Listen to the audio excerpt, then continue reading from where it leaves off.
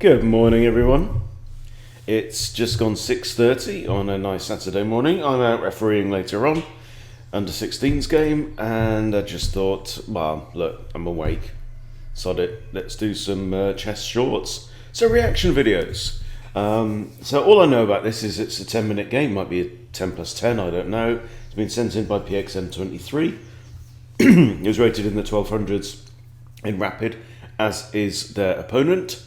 So the idea is that I'm going to go through these games. I've never seen them before, I don't know anything about them.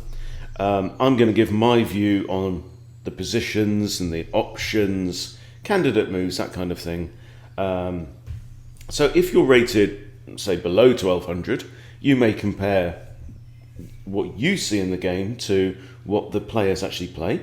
And then I'll try and give any suggestions for how they might play better, but potentially. But we shall see.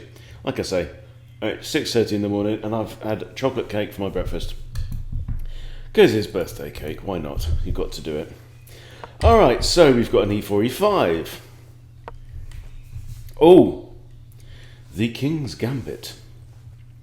Now I started looking into this a few weeks ago and then kind of lost my nerve. Okay, King's Gambit is declined with f6. Now the problem with f6 is, of course, that it opens up this diagonal for the queen to give check at some point in time. Now should the queen give check immediately, g6 is playable. In fact, the only legal moves are g6 or king e7, I believe. I don't think there's any other way out of check other than those. And obviously king e7 is very undesirable, blocks in the bishop and the queen. g6 is also fairly undesirable as well. However, it does come with tempo because you'd be kicking the queen back away. Another problem with f6, of course, is it's the natural developing square for the knight. So PXM throws out the bish, controlling the f7 square. Black now brings the queen to e7. Now, I don't know King's Gambit theory very well, but this looks dubious to me. Apart from anything else, it's now taken away another development square from this knight. So now the knight has only h6. Honestly, what's the queen doing there? Doesn't need to defend this pawn, it's already defended. Doesn't need to defend this pawn, it's already defended. Same with this one. Yes, start again. The queen has increased her control over these squares, but they were again already controlled by the bishop. So honestly, here I would have brought a knight into play. I really would, or even this bishop. Yeah, not Her Majesty herself. All right, so let's see what white does. I mean, knight c3 always natural. Knight f3, perfectly good. Right, see, right now there's no danger of this queen coming down here. Now that we've moved the f-pawn, of course both players have moved the f-pawn. I think a knight's going to come out. Yeah, knight f3. There we go. So now we actually have a situation where we've got two attackers here and two defenders. So there's nothing to be gained by white initiating the trade there. But, you know, it eliminates both f-pawns. Now, whoever can castle first, castling short when you've lost your f-pawn is no bad thing. And in fact, I'm building quite a repertoire around this general idea, you know, because we play f4 in the Vienna Gambit, for example. Now, the Vienna Gambit is actually very similar to the King's Gambit, which is that, but when this knight is out here, you play f4 on move 3. So you start with pawn out, then the knight to here, and then f4. So it does have a lot of similarities. So I'm familiar with castling short in the Vienna, particularly when Freddy gone. When Freddy gone, we've got a semi-open f-file or even an open f-file sometimes, and that's very good for a rook. So what I like about this situation is white being able to castle short immediately, whereas black, nah, black is a long way off castling because he's moved pawns and queen in his first three moves. Right, so now it's black's turn to play again and hopefully remedy the situation. But also look at these bishops, right? They're both completely blocked in. This is not good play. The only minor piece really that black can develop is that knight. And so he doesn't do that. Instead he pushes a pawn.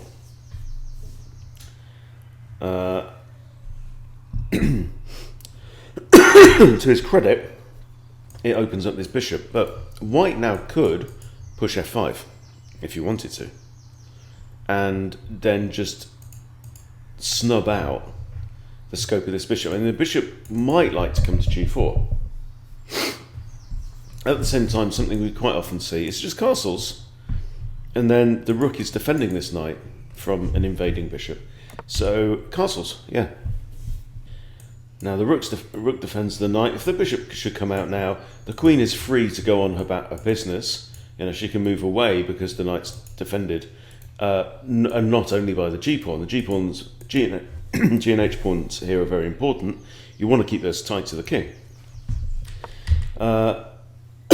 So bishop now comes out to here, possibly looking to trade itself off. Now you can just drop back the bishop back to b3, then if takes, you take with the a pawn and free up ideas for your rook. That's perfectly okay.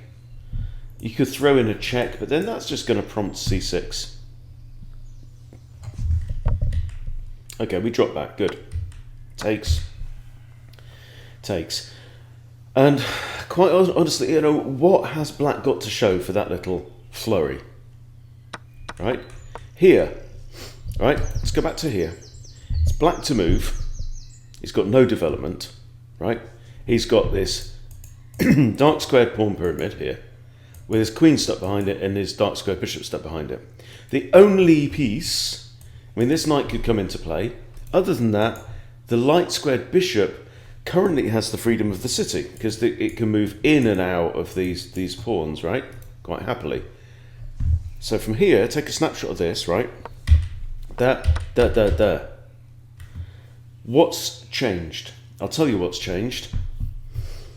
White's light square bishop is gone. Black's only decent bishop is gone.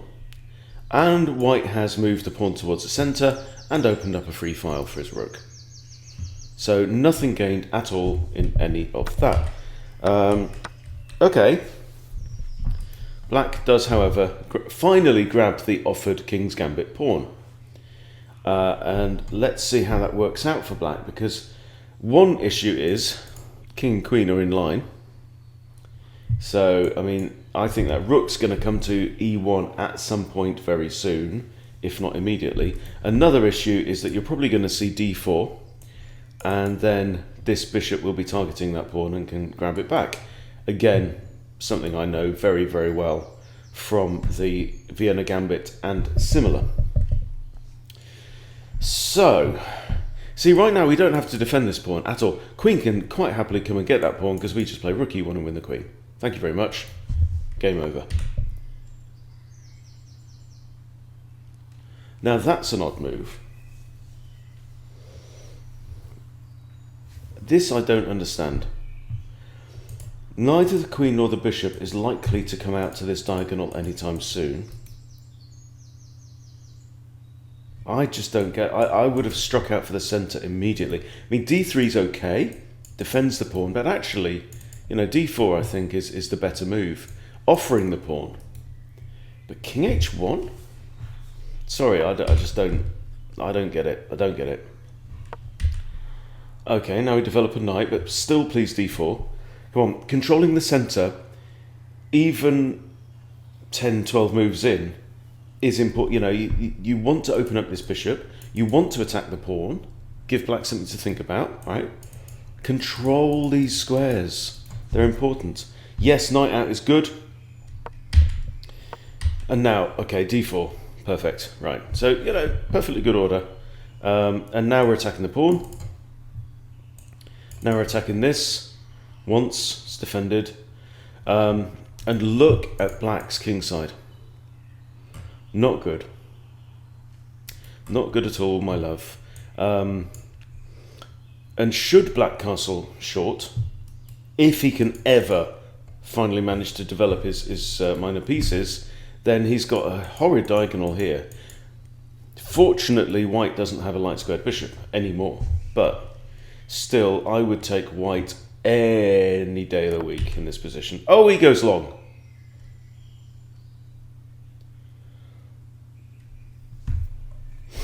Right, I mean, one problem with that is it hangs the pawn immediately. Another problem is he's done nothing to defend this pawn. And is there an increment on this game? There must be. I have not even been looking at the clocks, but he's got 9 minutes 17 left on his clock. Okay, so he grabs the pawn. Knight. What?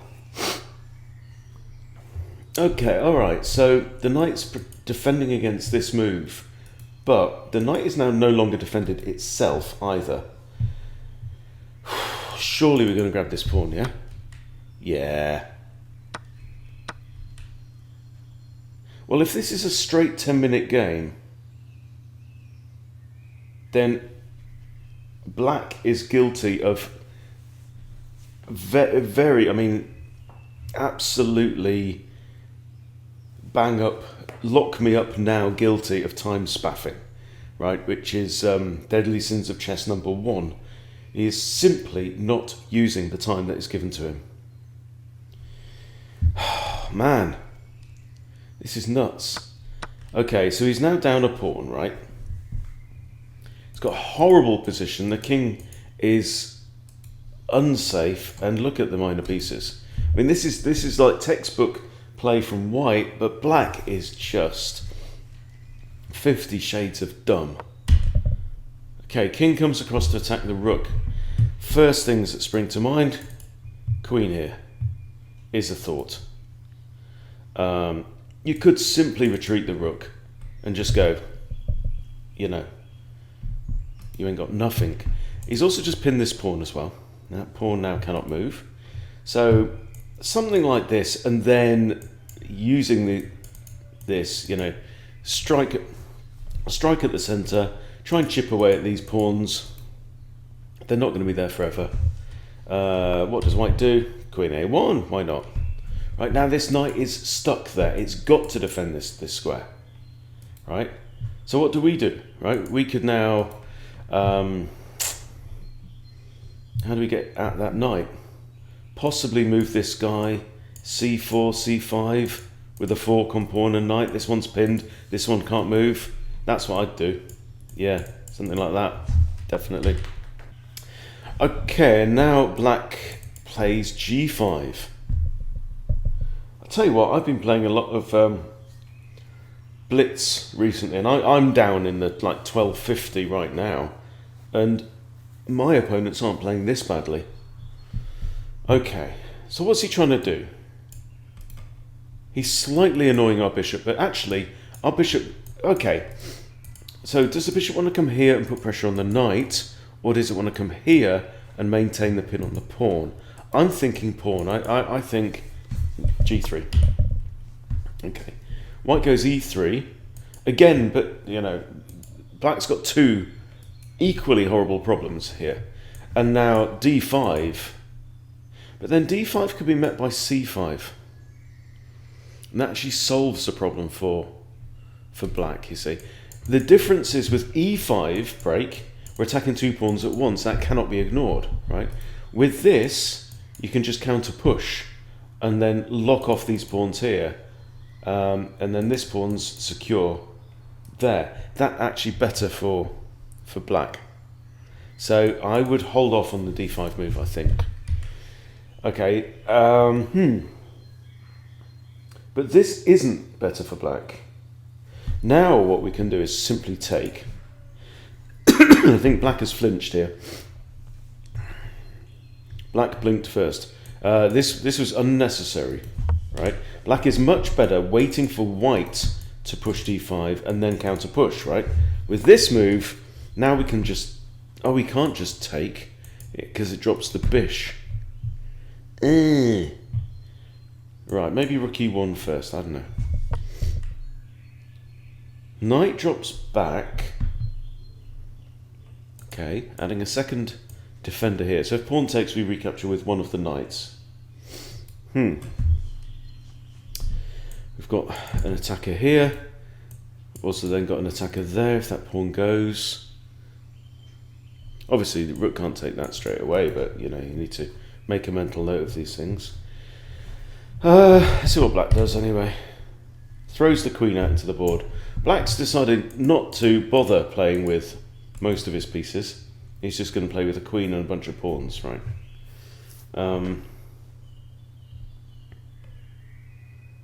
Well, that means the queen's no longer attacking this bishop. So I would now capture on d5. You just want to chip away at these pawns. Just get rid of them.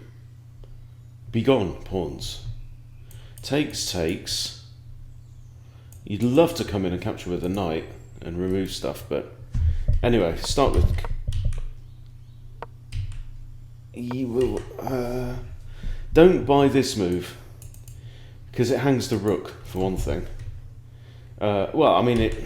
No, it doesn't, because if king takes rook, we take the queen with check. But what's the point of it? You're disconnecting the queen and the rook. And this is just one of those kind of meaningless, toothless attacks. You're also making the knight worse by sticking it on a2. a2 is not a good square for a knight to be on. Knights want to be as close as possible to the top of the hill, here. Right? And this knight's in a great position. It's defended by a pawn. It's controlling centre. You know? This, and the queen just moves. And the knight just comes back, and the queen just moves again. So, yeah, nothing gained. Okay, that's the move. That's the move. You take the pawn. Okay, knight takes. And now we have this. And if that, then the king has to go to here. Then we might just take the knight. I mean, we're only a pawn up here, but it really does feel like, look at white's king, nice and snug in the corner. Look at black's king, oh no, my king, right? Okay, attack here, take knight, yep, pawn takes. And now it's open season on black's king. It really, I mean, look at this, look at this. So half your stuff is still in the box. You dummy.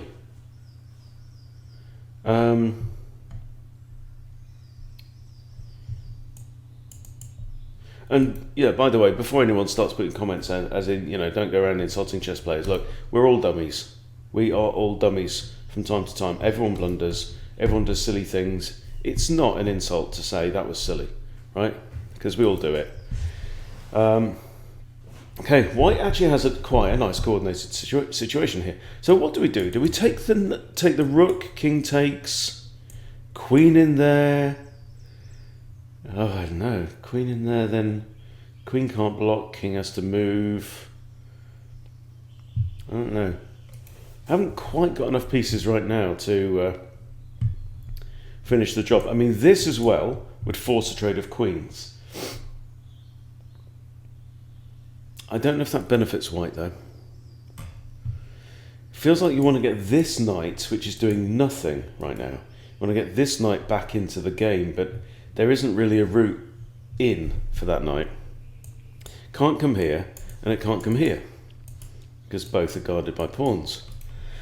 What would I do? What would I do here?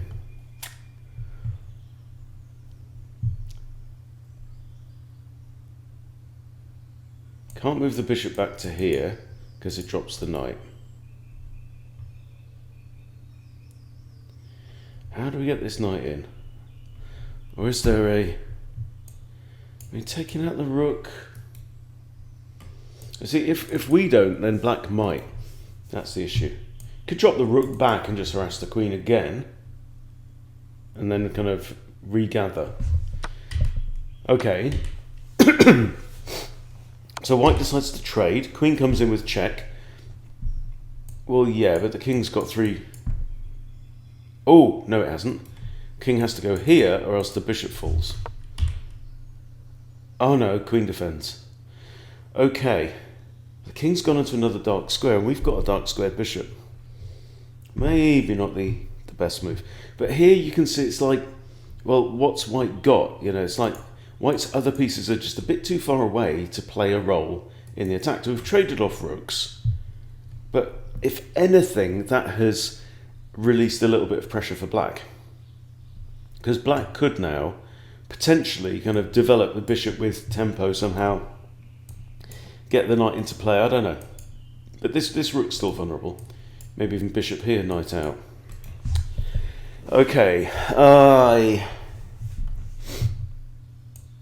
still want to improve this knight, but I just can't figure out how to do it. Knight there, something like that might work. Queen here does limit the king's movement a lot. Because the king only 2 squares and they're both dark. Okay, well that's not a bad move. That is not a bad move. C3 kicks the queen, and now maybe we might even push B4, sorry, so we can play knight to there and then knight to there. That might work. Another idea is now this, which I wanted to do before, hitting the king. Queen retreats. Okay, bishop's now attacked, so I'd do this now. Okay, we throw in a check. King moves forward. Right, you don't want to trade queens here. This would be bad. Okay, I would drop the bishop back now. Now you've just dropped. You've hung your bishop, have you not? You have. Okay. Pawn takes with check. Can't go there. Can't stay there. Can't go there. The king has 2 moves. 4 minutes 36 on the clock. This was just an unnecessary move. I mean, here, drop the bishop back, get the bishop to there, protected square, really controlling, great diagonal. I think it was just an oversight blunder, which is not typical of white in this game, it has to be said. Okay, here, why not queen takes? Queen takes forces the king back there and there as well, and maintains the pawn structure. Also, okay, the queen's defending the knight, but, we've got check. We'll see. Okay, but, pawns in this configuration are not bad when it comes to endings, because they do control and prevent the king going to a few squares, apart from the straight-on attack. So the king has to move. I think probably just come in with another check, eh? Also got this attack on the queen at some point, if we can persuade the king to move there. Yeah, okay. Okay. King's going back. We can't go here because of the queen. We've got checks here and here. Or rook c1 check. I think rook c1 check. Yes, well done. Okay, king back here. I think we're out of checks now, are we not? And the knight's hanging, so we need to be careful. I would move in with the knight now. Now, does that just hang the knight? Queen could have taken here and gone up 2 pieces. Question is, here, king can escape for the time being. So anyway, queen retreats. So black gets nervous. Now we have queens of the 7th rank, forces the king. Oh, and then that's mate. Yes, and that's mate. Yeah. Okay, nice finish. Nice finish. Very interesting game. So I hope you got something out of that. So if you're rated below 1200. There should be some ideas in there for you, and hopefully I've been able to add a few kind of insights and stuff like that as well. So that's it. Yeah, good game, PXM23. Thank you, mate, for sharing. Always appreciated. And clinical finish in the end there. So well done. Okay, thanks everyone for watching. See you later.